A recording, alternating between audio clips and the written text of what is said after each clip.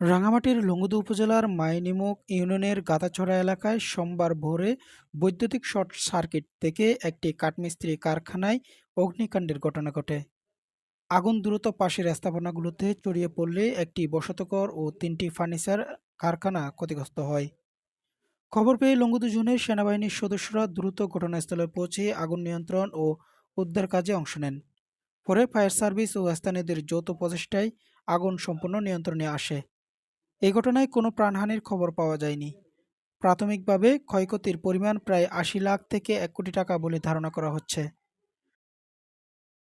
অগ্নিকাণ্ডের সময় লংগদু জোনের মেডিকেল দল প্রস্তুত ছিল এবং ক্ষতিগ্রস্ত পরিবারের পাশে থাকার পাশাপাশি প্রয়োজনীয় মানবিক সহায়তা অব্যাহত রাখার আশ্বাস দিয়েছে। নিউজ ডেস্ক, সি বার্তা।